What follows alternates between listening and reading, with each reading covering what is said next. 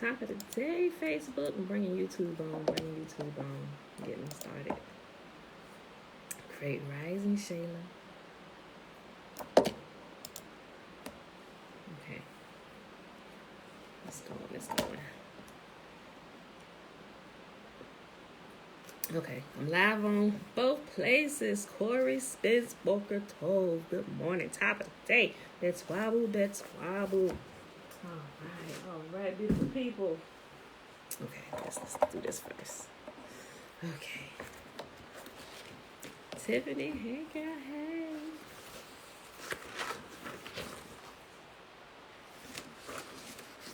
Happy Friday, everybody. Happy Friday. Trina, hey girl, hey. That's wobble.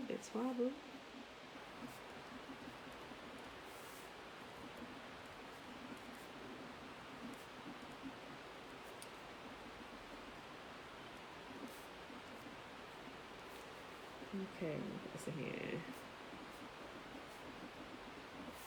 We're going to pick up what we left off yesterday.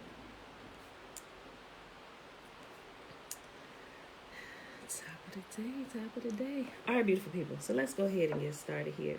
Look, get a chance. So if you're on Facebook, since some of y'all may not be on my Facebook page, I posted 2 links in the description box today. A couple links that I posted from YouTube.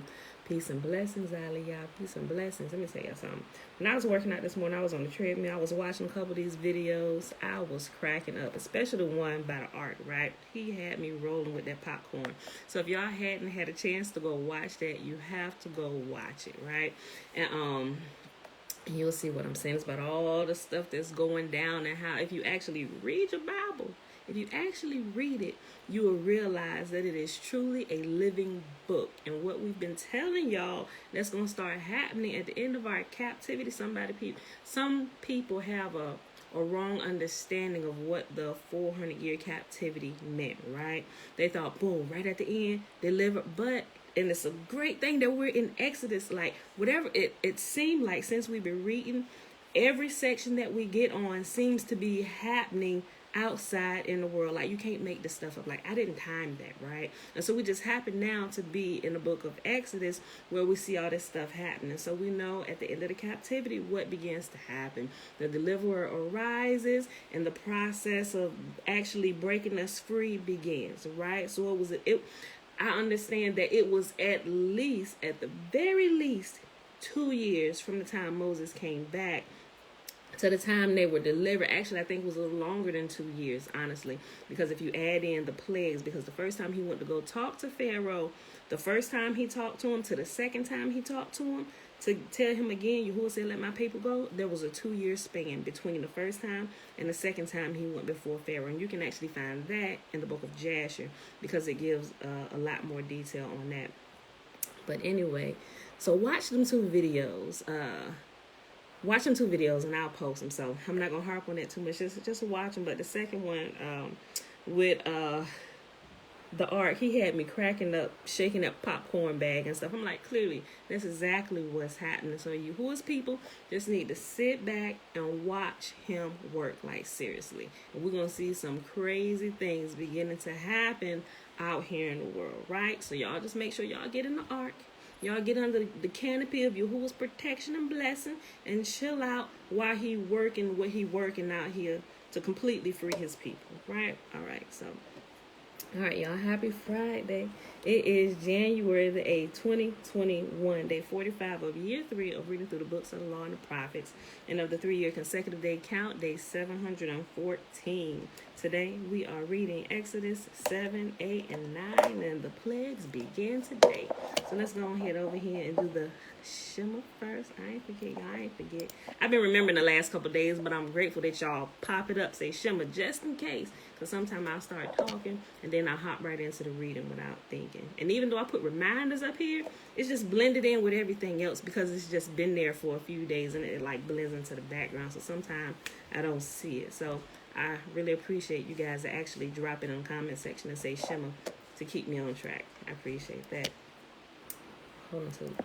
All right, so the Shema, remember, is found in Deuteronomy chapter 6. Hear therefore, O Israel, and observe to do it, that it may be well with you, and that you may increase mightily, as Yahuwah, the God of our fathers, has promised us, in a land that flows with milk and honey. Hear, O Israel, Yahuwah, our God, he is one God. And you shall love Yahuwah your God with all your heart, with all your soul, and with all your might. And these words which I command you this day shall be in your heart.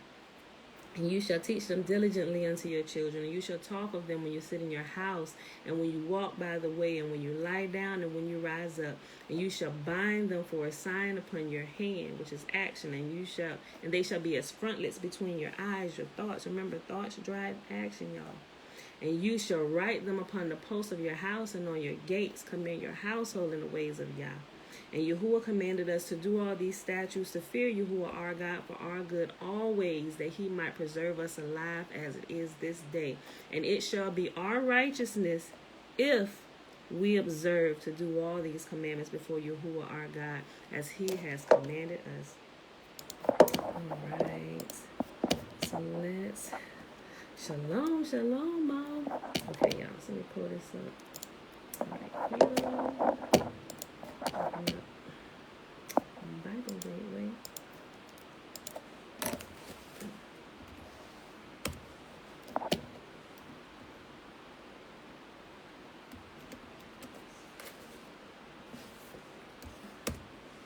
Okay. Let's move this over here so we can do this. Okay, y'all. I just gotta move my screen around a little bit. Okay.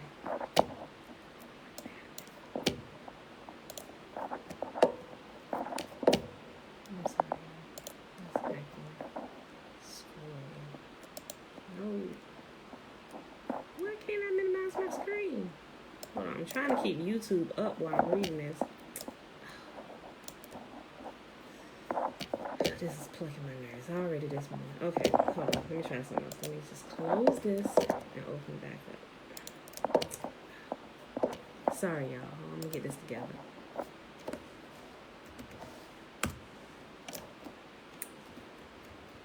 Remember, if y'all got any questions, type them down in the chat box or whatever. And when we're done, we'll take a gander at them real quick before we get out of here.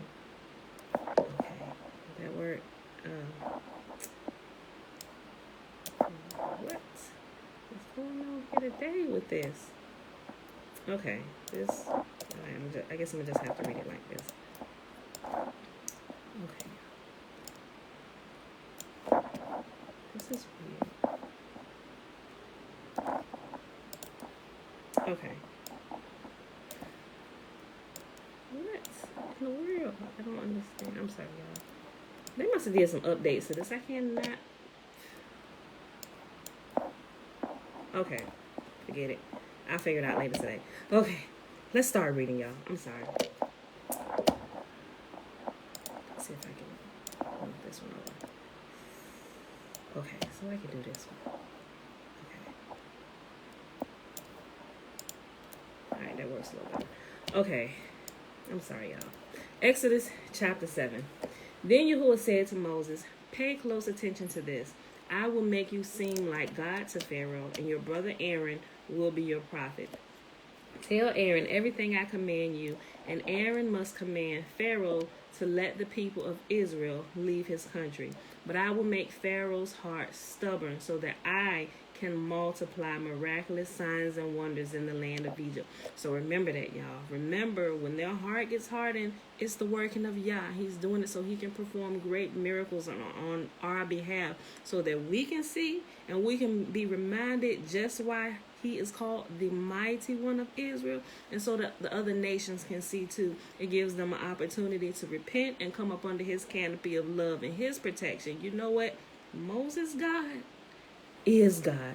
I'm out, bruh. I'm heading over there with them. Like, seriously, right? So pay attention to everything, to the reading and what's actually going on in real time in the world.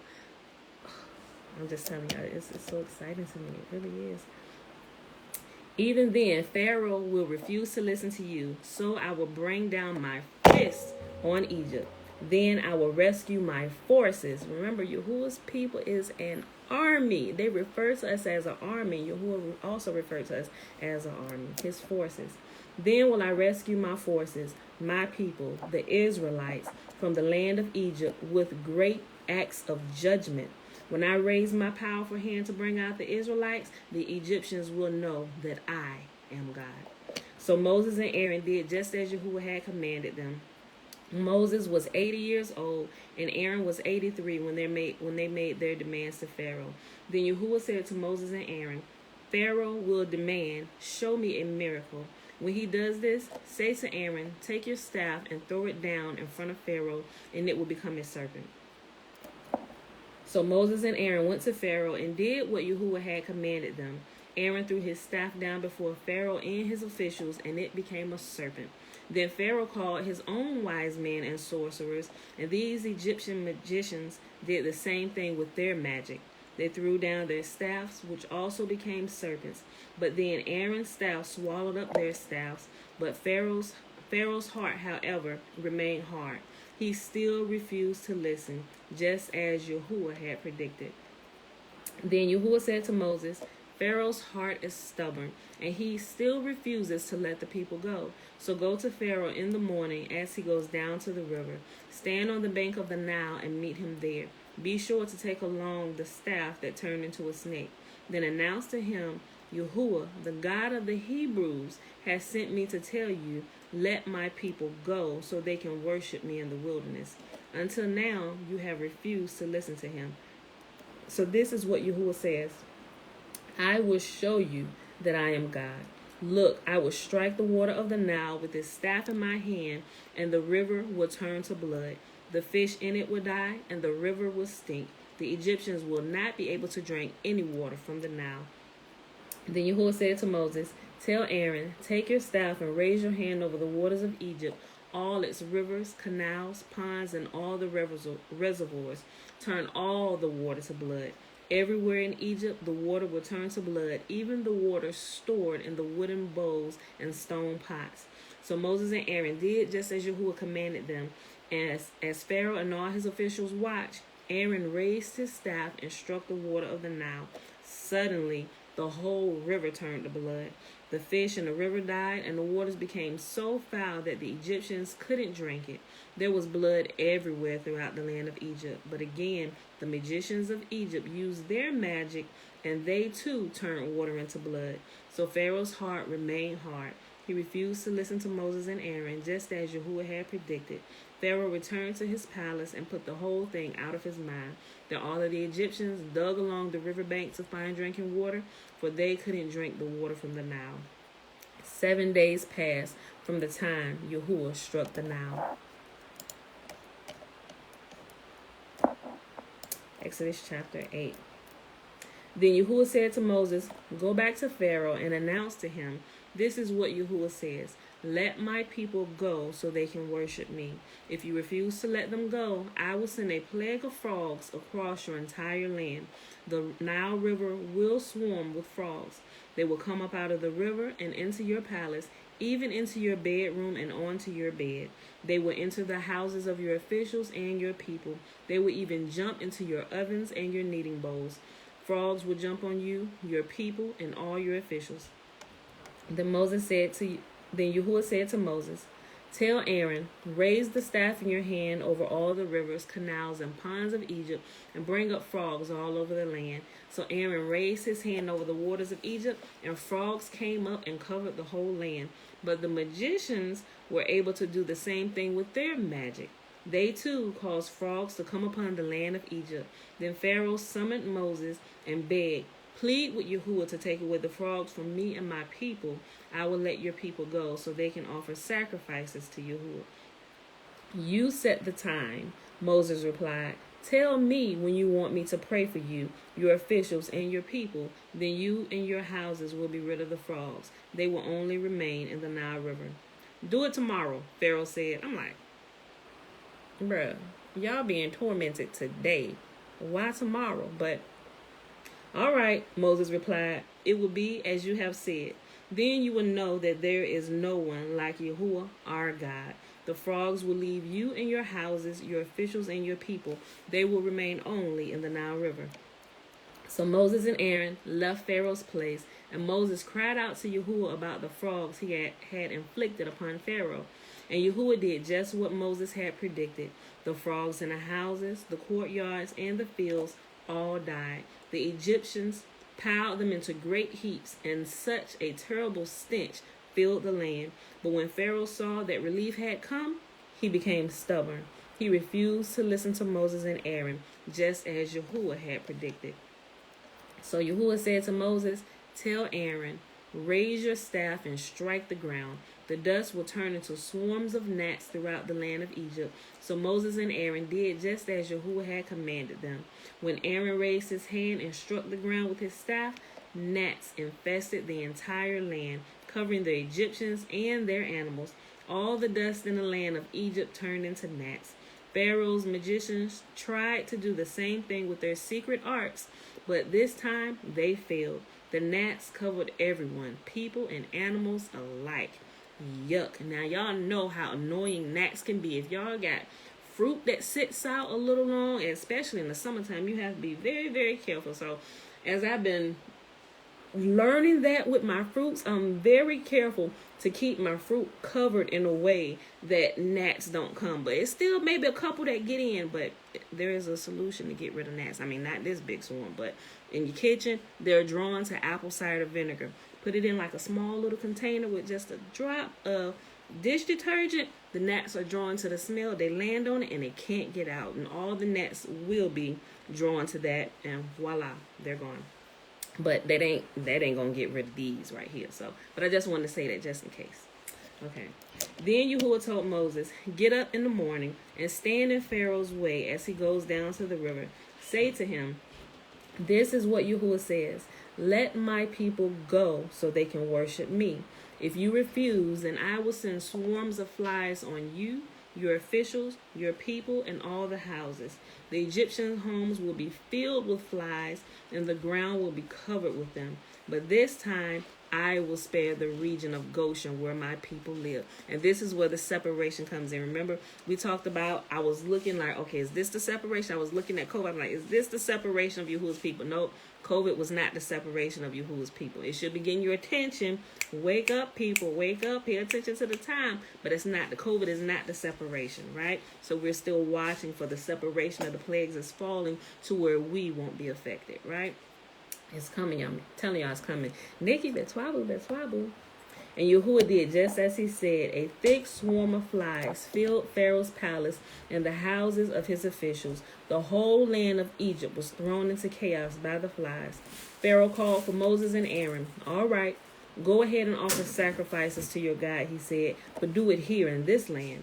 But Moses replied, "That wouldn't be right. The Egyptians detest the sacrifices that we offer to Yahuwah our God. Look, if we offer our sacrifices here where the Egyptians can see us, they will stone us. We must take a 3-day trip into the wilderness to offer sacrifices to Yahuwah our God, just as he has commanded us." "All right, go ahead," Pharaoh replied. "I will let you go into the wilderness to offer sacrifices to your God, but don't go too far away. Now hurry and pray for me." So remember, the Egyptians worship lambs, right? They worship lambs. But Yahuwah said, "I want y'all to slaughter lambs so that they know that this lamb is not a god," right? Think about Passover. Y'all have to understand what was really happening in Egypt and what they were really doing down there, and how they created gods and how they inadvertently caused Yahuwah's people to worship this same deity that the Egyptians are worshiping. They call him what? The Lamb of God. Stop it. Yahuwah said, "No, I am the only God. You know what? We're going to prove this. Let's slaughter their God. Not only that, I want y'all to eat it too." Boom, boy. I'm telling y'all better pay attention. Moses replied, "That wouldn't be right. The Egyptians detest the sacrifices that we offer to Yahuwah our God. Look, if we offer our sacrifices here where the Egyptians can see us, they will stone us. We must take a 3-day trip into the wilderness to offer sacrifices to Yahuwah our God, just as he has commanded us. All right, go ahead, Pharaoh replied. I will let you go into the wilderness to offer sacrifices to Yahuwah your God, but don't go too far away. Now hurry and pray for me.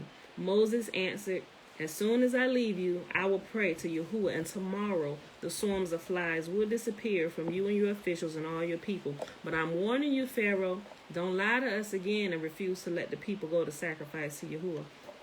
So Moses left Pharaoh's palace and pleaded with Yahuwah to remove all the flies. And Yahuwah did just as Moses asked and caused the swarms of flies to disappear from Pharaoh, his officials, and his people. Not a single fly remained. But Pharaoh again became stubborn and refused to let the people go. Won't it, Trina? Now that'll preach, I'm telling you.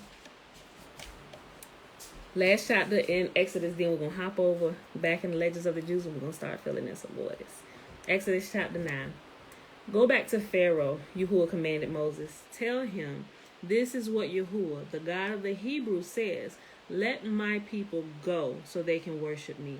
If you continue to hold them and refuse to let them go, the hand of Yahuwah will strike all your livestock, your horses, donkeys, camels, cattle, sheep, and goats with a deadly plague. But Yahuwah will again make a distinction between the livestock of the Israelites and that of the Egyptians. Not a single one of the animals in Israel will die. Yahuwah has already set the time for the plague to begin. He has declared that it will strike the land tomorrow. And Yahuwah did just as he said. The next morning, all the livestock of the Egyptians died, but the Israelites didn't lose a single animal. Pharaoh sent his officials to investigate, and they discovered that the Israelites had not lost a single animal. But even so, Pharaoh's heart remained stubborn, and he still refused to let the people go. Then Yahuwah said to Moses and Aaron, take handfuls of soot from a brick kiln and have Moses toss it in the air while Pharaoh watches. The ashes will spread like fine dust over the whole land of Egypt, causing festering boils to break out on the people and the animals throughout the land. So they took soot from a brick kiln and went and stood before Pharaoh. As Pharaoh watched, Moses threw the soot into the air, and boils broke out on the animals and the people alike. Even the magicians were unable to stand before Moses because the boils had broken out on them and all the Egyptians. But Yahuwah hardened Pharaoh's heart, just as he had predicted to Moses. Pharaoh refused to listen. Then Yahuwah said to Moses, get up early in the morning and stand before Pharaoh. Tell him, this is what Yahuwah, the God of the Hebrews, says. Let my people go so they can worship me. If you don't, I will send more plagues on you and your officials and your people. Then you will know that there is no one like me in all the earth. By now I could have lifted my hand and struck you and your people with a plague to wipe you off the face of the earth. But I have spared you for a purpose, to show you my power, and to spread my fame throughout the earth. But you still lord it over my people and refuse to let them go. So tomorrow at this time, I will send a hailstorm more devastating than any in all the history of Egypt. Quick, order your livestock and your servants to come in from the fields to find shelter. Any person or animal left outside will die when the hail falls. Some of Pharaoh's officials were afraid because of what Yahuwah had said. They quickly brought in their servants and their livestock from the fields. But those who paid no attention to the word of Yahuwah left theirs out in the open. It looked like some of the Egyptians like, wait, hold on, listen. He done came in here the last couple times and what he said has happened. Yeah, I don't know that I want to listen to Pharaoh this time. Look, I don't know about y'all, but I'm bringing my servants singing. I'm bringing them in the house. So Moses lifted his staff toward the sky, and Yahuwah sent thunder and hail, and lightning flashed towards the earth. Yahuwah sent a tremendous hailstorm against all the land of Egypt. Never in all the history of Egypt had there been a storm like that, with such devastating hail and continuous lightning. It left all of Egypt in ruins. The hail struck down everything in the open field, people, animals, and plants alike. Even the trees were destroyed. The only place without hail was the region of Goshen, where the people of Israel lived. Then Pharaoh quickly summoned Moses and Aaron. This time I have sinned, he confessed. Yahuwah is the righteous one, and my people and I are wrong. Please beg Yahuwah to end this terrifying thunder and hail. We've had enough. I will let you go. You don't need to stay any longer. All right, Moses replied. As soon as I leave the city, I will lift my hands and pray to Yahuwah. Then the thunder and the hail will stop, and you will know that the earth belongs to Yahuwah. But I know that you and your officials still do not fear Yahuwah, our God. All the flax and barley were ruined by the hail, because the barley had formed heads and the flax was budding. But the wheat and the emmer wheat were spared, because they had not yet sprouted from the ground. So we know right here, they were coming up.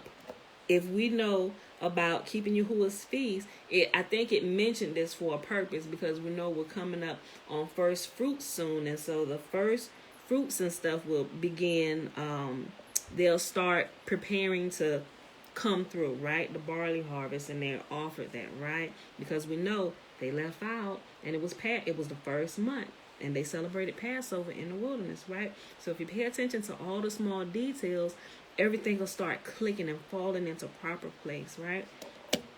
All the flax and barley were ruined by the hail, because the barley had formed heads and the flax was budding. But the wheat and the emmer wheat were spared, because they had not yet sprouted from the ground. So Moses left Pharaoh's court and went out of the city. When he lifted his hands to Yahuwah, the thunder and hail stopped, and the downpour ceased. But when Pharaoh saw that the rain, hail, and thunder had stopped, he and his officials sinned again, and Pharaoh became stubborn. Because his heart was hard, Pharaoh refused to let the people leave, just as Yahuwah had predicted through Moses.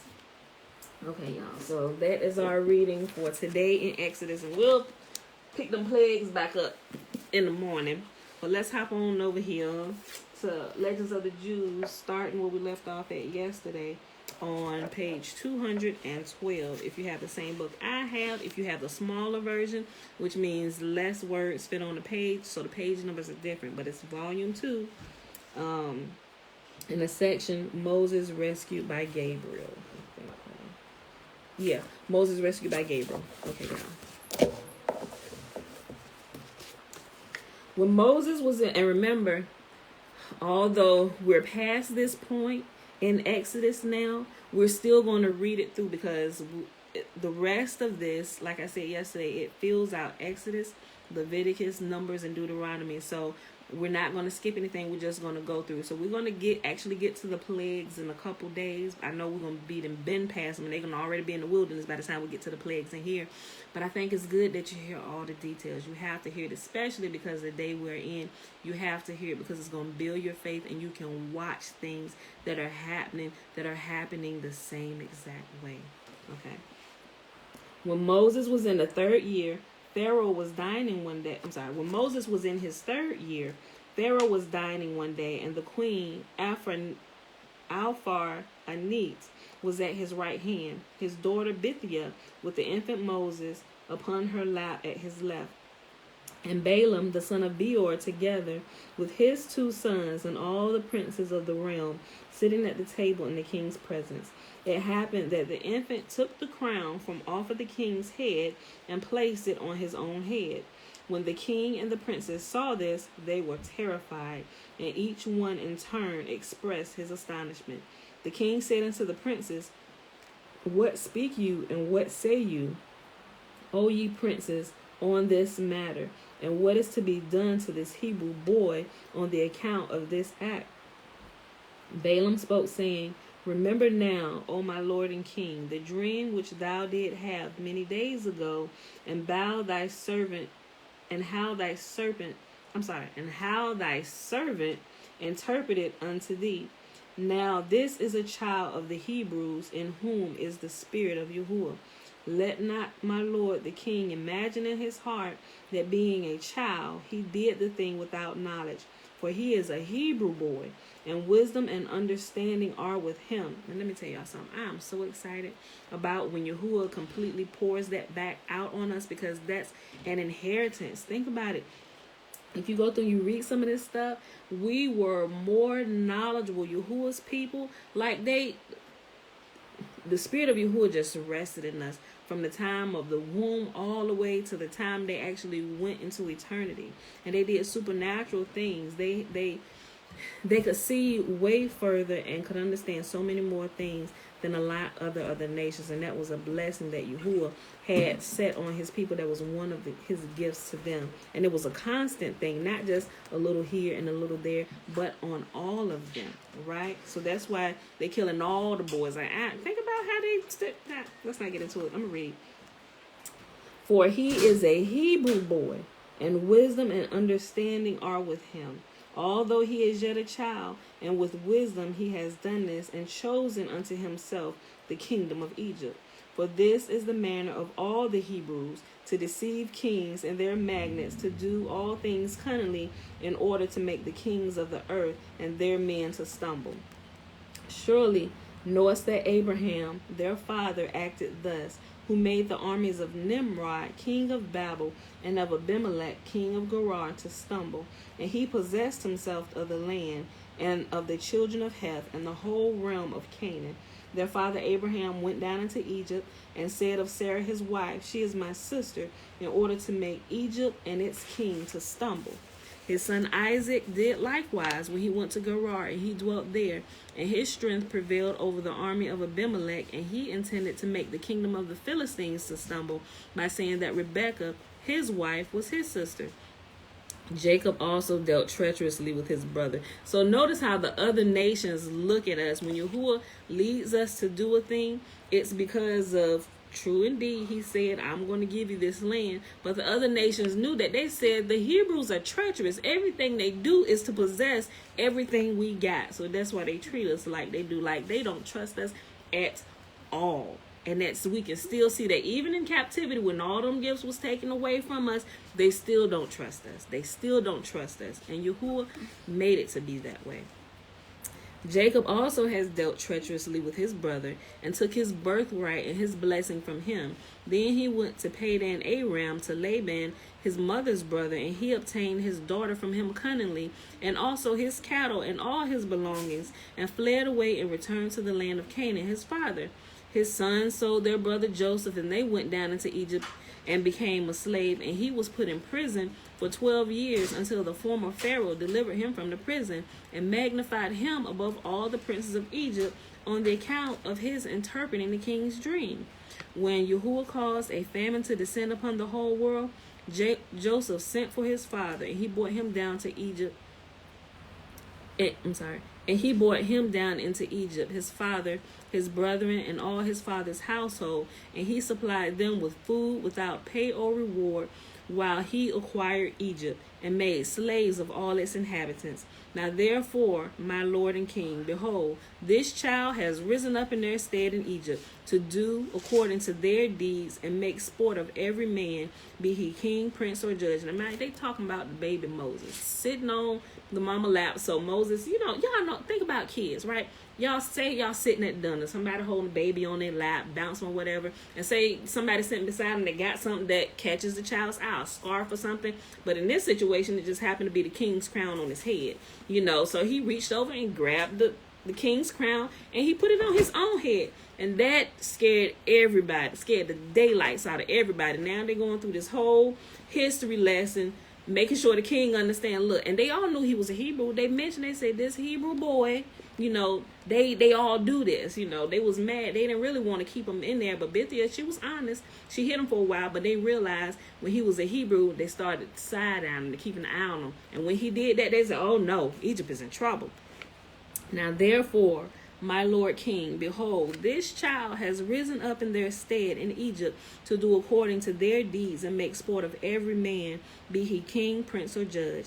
If it please the king, let us now spill his blood upon the ground, lest he grow up and snatch the government from thy hand, and the hope of Egypt be cut off after he reigns. Let us moreover call for all the judges and all the wise men of Egypt, that we may know whether the judgment of death be due to this child, as I have said, and we will slay him. Pharaoh sent and called for all the wise men of Egypt, and they came, and the angel Gabriel was disguised as one of them. When they were asked their opinion in the matter, Gabriel spoke up and said, If it please the king, let him place an onyx stone before the child and a coal of fire. And if he stretches out his hand and grasps the onyx stone, then we shall know that the child have done with wisdom all that he have done, and we will slay him. But if he stretches out his hand and grasps the coal of fire, then we will know it was not with consciousness that he did the thing, and he shall live. The counsel seemed good in the eyes of the king, and when they had placed the stone and coal before the child, Moses stretched forth his hand towards the onyx stone and attempted to seize it, but the angel Gabriel guided his hand away from it and placed it on a live coal. The coal burnt the child's hand, and he lifted it up and touched it to his mouth and burnt part of his lips and part of his tongue. And for all his life he became slow of speech and of a slow tongue. Let that sink in for a second.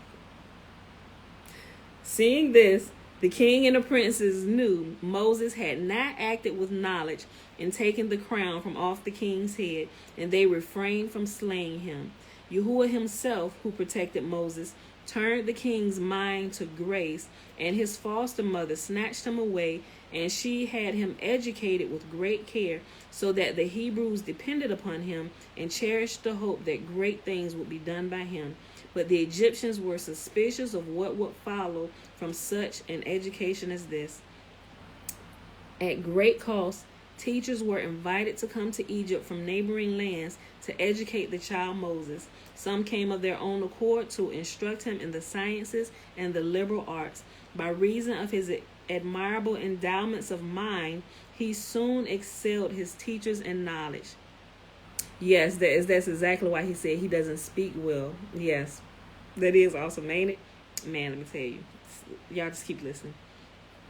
His learning seemed a process of mere recollecting, and when there was a difference of opinion among scholars, he selected the correct one instinctively, for his mind refused to store up anything that was false. And may that happen for all of us. May Yahuwah cleanse our mind and refuse to store anything in it that's false. May we know the truth about all things, especially today and what's going on. But he deserves more praise for his unusual strength of will than for his natural capacity, for he succeeded in transforming an originally evil disposition into a noble, exalted character, a change that was farther aided by his resolution, as he himself acknowledged later. After the wonderful exodus of the Israelites from Egypt, a king of Arabia sent an artist to Moses to paint his portrait, that he might always have the likeness of the divine man before him.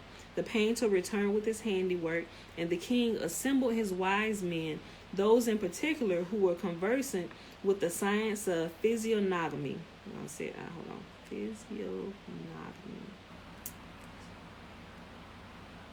I think I said that right, y'all. Physiognomy. I'm going to look that up later. I'm going to make sure I pronounce that right.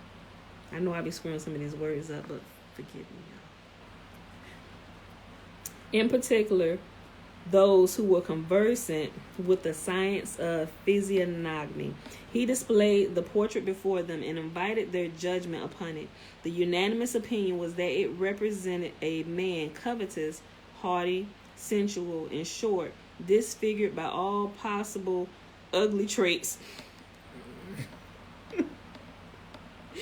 The king was indignant that they should pretend to be masters in physiognomy, seeing that they declared the picture of Moses, a holy divine man, to be the picture of a villain. They defended themselves by accusing the painter in turn of not having produced a true portrait of Moses, else they would have fallen into the erroneous judgment they had expressed. But the artist insisted that his work resembled the original closely. Unable to decide what was right, the Arabian king went to see Moses, and he could not but admit that the portrait painted for him was a masterpiece. Moses, as he beheld him in the flesh, was the Moses upon the canvas. There could be no doubt but that the highly extolled knowledge of his physiognomy experts was empty twaddle. He told Moses what happened, and what he thought of it. He replied, "Thy artists and thy experts alike are masters, each in his line. If my fine qualities were a product of nature, I were no better than a log of wood, which remains forever as nature produced it at first. Unashamed, I make the confession to thee that by nature I possess all the reprehensible traits thy wise men read in my picture and ascribe to me, perhaps to a greater degree even than they think. But I mastered my evil impulses with my strong will, and the character I acquired through severe discipline has become the opposite of the disposition with which I was born." Well, I'm telling you, may Yahuwah endow me with the strength to keep putting this flesh to death. I'm telling you, it's a struggle sometimes. Like, Pam, let's go. You got to be disciplined. You got to be more disciplined. I'm telling you, getting up at 5 a.m. sometimes it's a struggle. But I roll myself on out the bed and get moving and do what I need to do. So it's a process. But clearly, Moses' willpower was, I don't know that it's unmatched, but maybe we can get close to it. Through this change, wrought in me by my own efforts, I have earned honor and commendation upon the earth as well as in heaven. So all of our striving doesn't go unseen by Yah, right? Okay. One day, it was after he was grown up, he had passed beyond the years of childhood. Moses went to the land of Goshen, in which lived the children of Israel. There he saw the burdens under which his people were groaning, and inquired why the heavy service had been put upon them. The Israelites told him all that had befallen, told him of the cruel edict Pharaoh had issued shortly before his birth, and told him of the wicked counsels given by Balaam against themselves as well as against his person when he was but a little boy and had set Pharaoh's crown upon his head. The wrath of Moses was kindled against the spiteful adviser, and he tried to think out means of rendering him harmless. But Balaam, getting wind of his ill feeling, fled from Egypt with his 2 sons, betook himself to the court of Kikos, king of Ethiopia. The sight of his enslaved people touched Moses unto tears, and he spoke, saying, "Woe unto me for your anguish! Rather would I die than see you suffer so grievously." He did not disdain to help his unfortunate brethren at their heavy task as much as lay in his power. Also, something I want y'all to pay attention to. Y'all may forget it, but as we're going through this and as they're passing through places as they come out of Egypt, I want y'all to pay attention to the surrounding nations and what they were called. And try to go out and look and see where these nations are at today, right? As we go and if I remember, I try and point them out because this tells us and it places what happened. If you can understand, make sure I get my words right. It gives you kind of like the whereabouts because the names have been changed so much. If we can decipher the right name and track it back to these places, we can see exactly where all of this took place, right? And that we can also know where the land is at that is called the promised land, because there's a lot of debate about that going on right now, especially among Yahuwah's people. I heard 3 different things. Some say it's over in the land of Africa, like right where the Jewish people are at, around through there, like they draw it out on the maps today. So there's a group that disagrees with that, and this group that's down further, I think. Drive safe. There's a truck coming from Estes today. Do I need to get that? It's just one skid between 10 and 2. Yeah. Okay. I'll call you first. Okay. As you go, just call me. Okay. And then there's another, that's the second group, and there's another group of people that believe the promised land is here, that the Americans, and I looked at all of them, and all of them have really, really good, really good arguments behind it all. But sometimes I'm like, Father, there has to be truth somewhere. And some people say, well, actually there's 4. And some people say it's not even over here anyway. It's in like the places where they didn't cut everybody off from. I was like, I can't really say for sure. But as I've grown over the last 3 years, specifically over the last 3 years, I'm leaning more towards one of them. I'm not going to say because I don't want to put any ideas in y'all head, but something that I'm looking at as I'm reading, I'm like, wait a minute, okay, there has to be stuff in plain sight where we can pinpoint, and what we can pinpoint is if we can recognize who these nations were and where they were located, and if we can go back and decipher the names that have been changed over the years, if we can match those names up and make sure we're matching up the right people throughout the years and how their name has changed, we can pinpoint where they're located today, and we can literally figure out where the right land is, right? I feel really strongly about one particular place. Not one particular, but it's a big mass of land. But you have to also remember that I realized that the people that were scattered here, of our people that were scattered here to the Americas, I think they're missing a big piece of information. Well, they may, it seems to me that I don't know that they realize that they're missing it or that they're overlooking it. The 10 tribes that were scattered before Judah and Benjamin last, remember they were scattered way before, many years before the last of us were scattered to the four corners of the earth. Remember, Yahuwah said we were going to be scattered and we're going to be pushed away from our land, right? So it would make sense that when we were finally pushed out and scattered, that we were also scattered to some of the places that our brethren and our cousins were scattered to. Why? Because they had already been scattered throughout the world first, and they've been there so long, and as time goes on and generations change and information is lost through translation, they believe that they've always been here, and I don't quite think that's the case. Is you've been here for so long and you intermingled with the natives of the land where you've been scattered at so long that you forgot that you were not originally natives to this land. That's what I believe at this point today in my life, based on what I'm reading and understanding and the nations surrounding us during this time. So think about that, y'all. Think about that. Think about who was around. Who are these other nations that were around us and surrounding us? And as we were passing through and around the land, right? It gives so many names of the different nations. Okay, where are these nations at today? So just remember that. I just wanted to say that for some people. Okay. The sight of his enslaved people touched Moses unto tears, and he spoke, saying, Woe unto me for your anguish. Rather would I die than see you suffer so grievously. He did not disdain to help his unfortunate brethren at their heavy task as much as lay in his power. He dismissed all thought of his high station at court, shouldered a share of the burdens put upon the Israelites, and toiled in their place. The result was that he not only gave relief to the heavy-laden workmen, but he also gained the favor of Pharaoh, who believed that Moses was taking part in the labor in order to promote the execution of the royal order. And Yahuwah said unto Moses, Thou did relinquish all thy other occupations, and did join thyself unto the children of Israel, whom thou dost treat as brethren. Therefore will I too put aside now all heavenly and earthly affairs, and hold converse with thee. Let me tell y'all something. If y'all ever watched the 10 Commandments, the movie that came out around about the same time with the movie Ben-Hur, it's an old black, well, it's not necessarily black and white.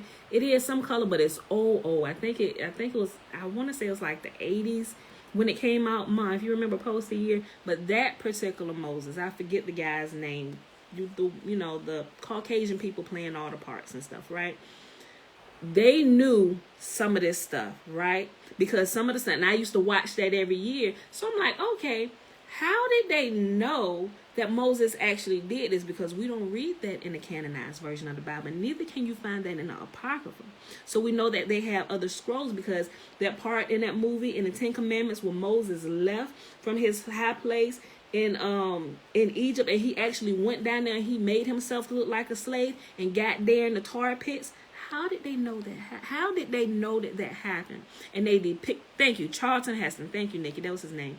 How did they know to put that in the movie? It's because they had hold of the scrolls and they knew what was there. So we think a lot of times, it's just kind of a little embellishment to the movie so people can enjoy it, make it a little long, make it a good, nice, long movie or whatever.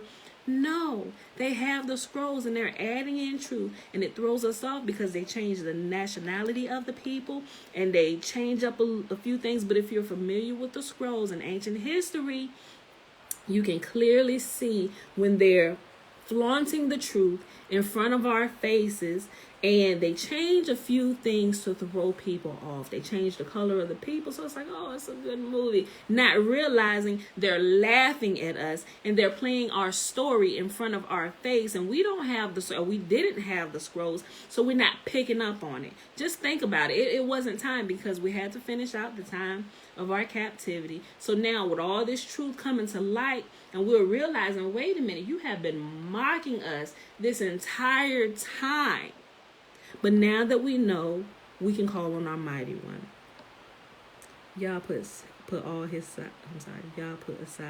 all his work to spend time with Moses. I know, right? This just blows my mind. Okay, let me finish reading this section, y'all. Okay.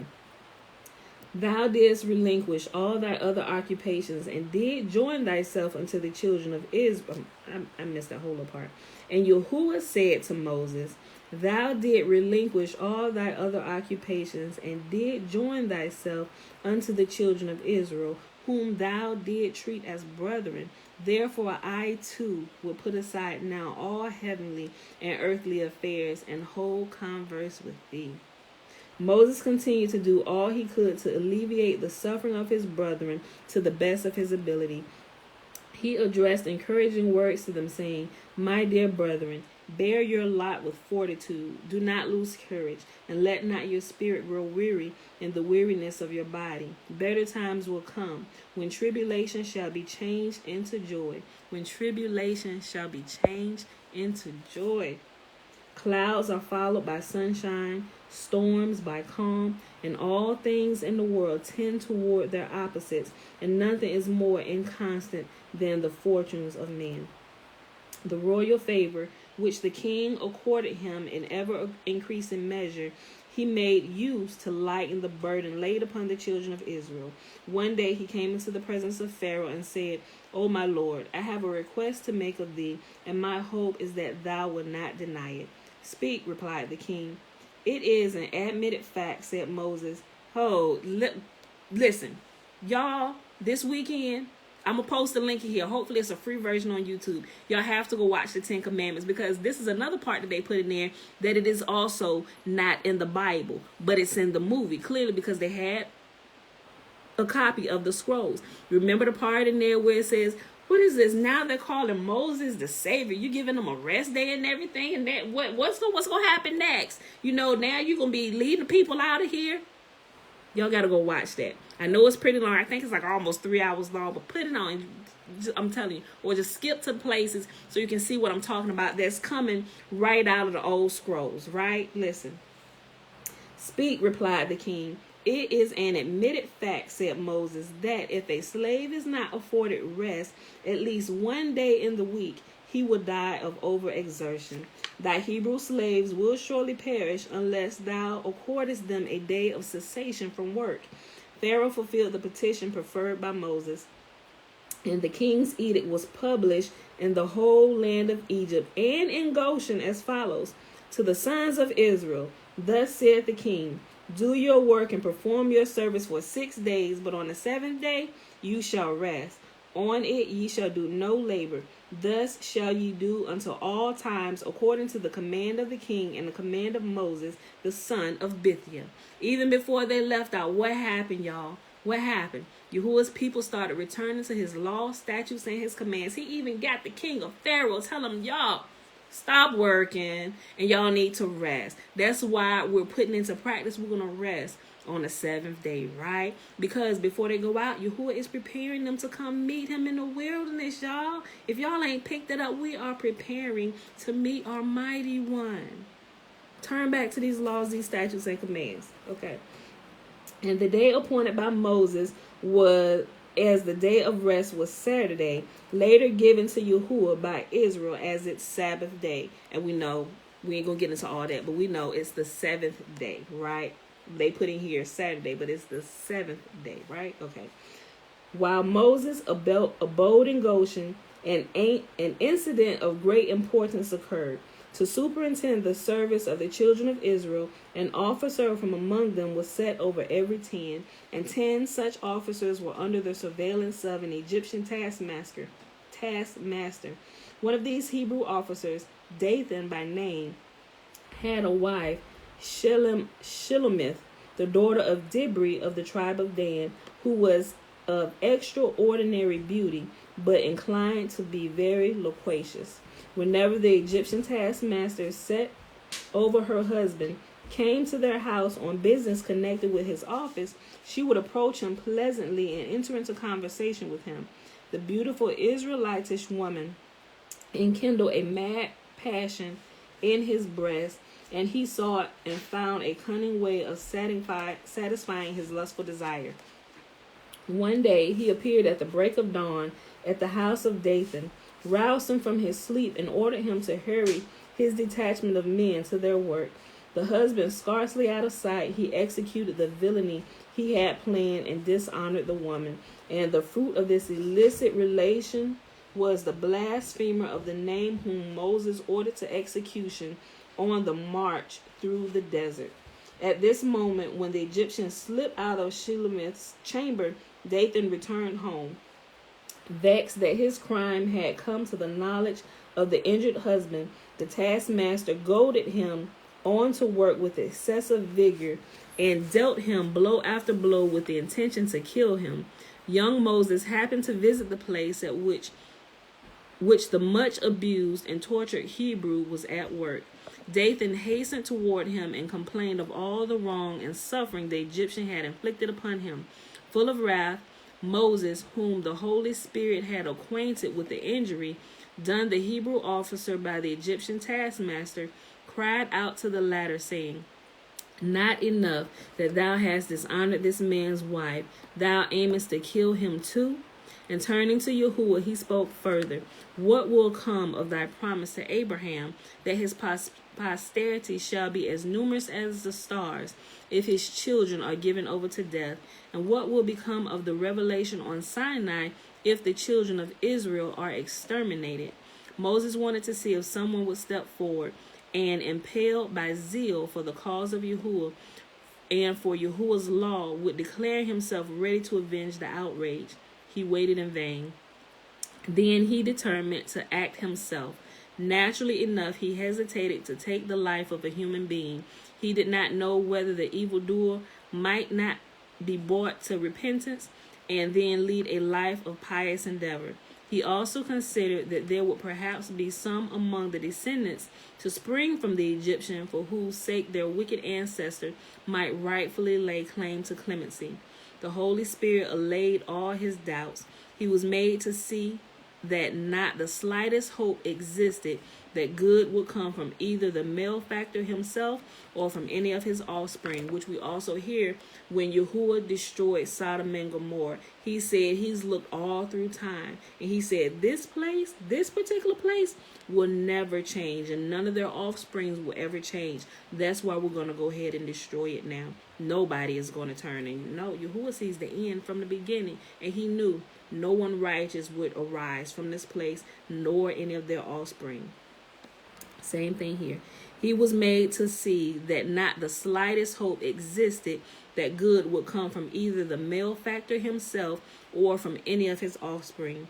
That Moses was willing to requite himself for his evil deeds. Nevertheless, he first consulted the angels to hear what they had to say, and they agreed that the Egyptian deserved death, and Moses acted according to their opinion. Neither physical strength nor a weapon was needed to carry out his purpose. He merely pronounced the name of Yahuwah, and the Egyptian was a corpse. Y'all heard that? Y'all hear that? Like, Yahuwah has given us weapons of warfare that are more powerful than the most craziest weapons of war. He simply spoke. And that's something that was put to sleep when we went into captivity. That when we open our mouths and speak, that power that would come, that power behind it, it ceased. That's coming back. Y'all got to be careful what y'all say out y'all mouth. Listen, Neither physical strength nor a weapon was needed to carry out his purpose. He merely pronounced the name of Yahuwah, and the Egyptian was a corpse. To the bystanders, the Israelites, Moses said, Yahuwah compared you unto the sand of the seashore, and as the sand moves noiselessly from place to place, so I pray you keep the knowledge of what happened a secret within yourself. Let nothing be heard concerning it. The wish expressed by Moses was not honored. The slaying of the Egyptian remained no secret, and those who betrayed it were the Israelites, Dathan and Abiram, the sons of Palau, of the tribe of Reuben, notorious for their effrontery and conscientiousness. The day after the thing with the Egyptians happened, the two brothers began of malice aforethought to scuffle with each other, only in order to draw Moses into the quarrel to create an occasion for his betrayal. The plan succeeded admirably. Seeing Dathan raise his hand against Abiram to deal him a blow, Moses exclaimed, O thou art a villain to lift up thy hand against an Israelite, even if he is no better than thou. Dathan replied, Young man, who hath made thee to be a judge over us, that thou hast not yet attained, thou hast not yet attained to years of maturity. We know very well that thou art the son of Jochebed, though people call thee the son of the princess Bithia, and if thou shouldest attempt to play the part of our master and judge, we will publish abroad the thing that thou did unto the Egyptian, or peradventure thou harborest the intention to slay us as thou didst slay him by pronouncing the name of Yah. Not satisfied with these taunts, the noble pair of brothers betook themselves to Pharaoh and spoke before him. Give me a second, y'all. I see it right now. My phone about to go out. I'm almost done reading. Oh, shoot. Okay. Here's what I'm about to do, y'all. I got to plug my phone in. This surely about to cut off. And I know y'all going to be upset. Hold on. Okay. Hopefully I can get that to stand still.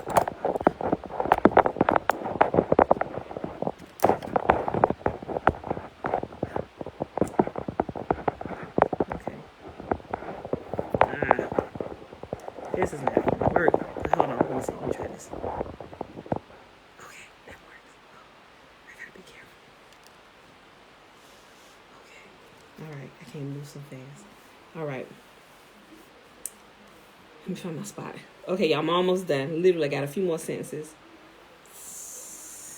Where was I at?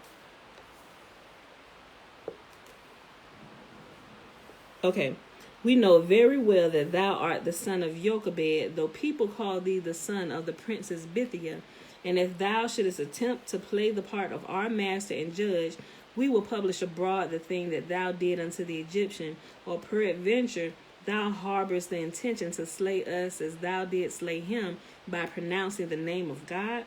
Not satisfied with these taunts, the noble pair of brothers betook themselves to Pharaoh and spake before him. Moses dishonored thy royal mantle and thy crown, to which Pharaoh returned, saying, Much good may it do him. But they pursued the subject. He helps thine enemies, Pharaoh, they continued, whereupon he replied as before, Much good may it do him. Still they went on, He is not the son of thy daughter. These last words did not fail of making an impression upon Pharaoh. A royal command was issued for the arrest of Moses, and he was condemned to death by the sword. The angels came to Yahuwah and said, Moses, the familiar of thine house, is held under restraint. And Yahuwah replied, I will espouse his cause. But the angels urged, His verdict of death has been pronounced. Yes, they are leading him to the execution. And again Yahuwah made the reply as before, I will espouse his cause. Moses mounted the scaffold, and a sword sharp beyond compare was set upon his neck 10 times, but it always slipped away, because his neck was as hard as ivory. And still a greater miracle came to pass. Yahuwah sent down the angel Michael in the guise of a hangman, and the human hangman charged by Pharaoh with the execution was changed into the form of Moses. This spurious Moses the angel killed with the very sword which with the executioner had purpose to slay the intended victim. Meanwhile, Moses took flight. Pharaoh ordered his pursuit, but it was in vain. The king's troops were partly stricken with blindness. Partly with dumbness. The dumb could give no information about the abiding place of Moses, and the blind, though they knew where it was, could not get into it. All right, guys, so we're going to stop right here today, and we're going to pick up the rest of this tomorrow. So, you all, I hope you enjoyed the reading for today. It's starting to get good. Oh,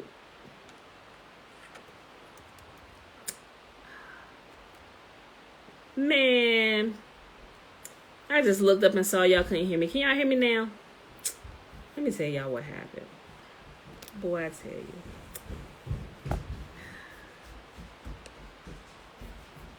Y'all can't hear me.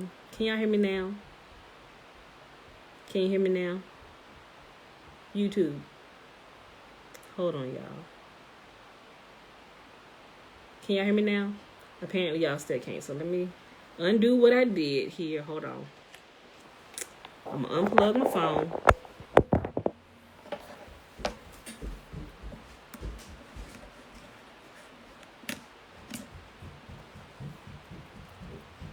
YouTube. Can y'all hear me now? Did the sound come back in? No way. Wait. Can y'all hear me now? Ali, I see you post something. I'm waiting.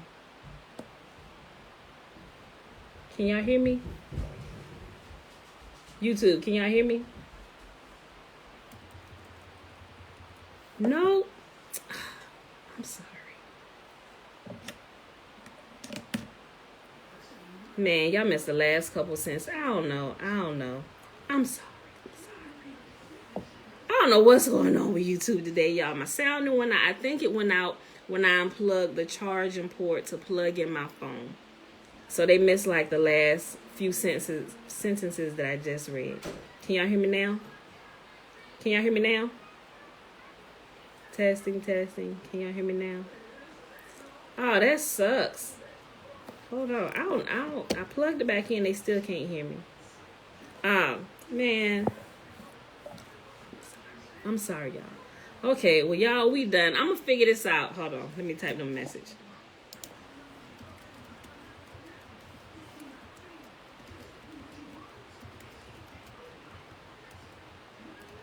Figure this out so it doesn't happen tomorrow. I'm so sorry, y'all. Definitely go on mute. Man, this crazy. Okay, so here, let me type the message. Here is what I will do. I will upload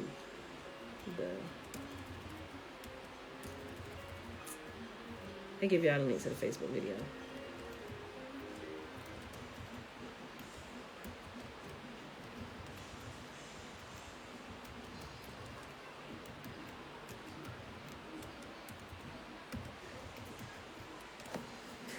That's weird. Okay, I'm sorry, y'all. Did I go on mute? No, I didn't go on mute. Wait, can y'all hear me on Facebook? Okay. I know y'all can hear me on Facebook. Can y'all? Can y'all hear me on Facebook? Somebody say something. Oh, okay. Dana can hear me over here. Okay, so I think it's just YouTube. I don't know what happened over here. I don't know. I don't know what happened over here, y'all. I'm so sorry, because if they could hear me again, I was just gonna read them last few sentences again so they could get the end of it. But I guess not. Okay, so I guess we're just gonna do the blessing. I'm so sorry, y'all. I'm sorry. Okay, so I'm gonna have to test this tomorrow just to make sure. I'm gonna have to get I'm gonna have to fix it. I'm gonna figure it out, y'all. So let's go ahead and do the blessing, y'all. I'm so sorry. That sucks. All right, y'all. The blessing is found in Numbers chapter 6, starting at verse 22.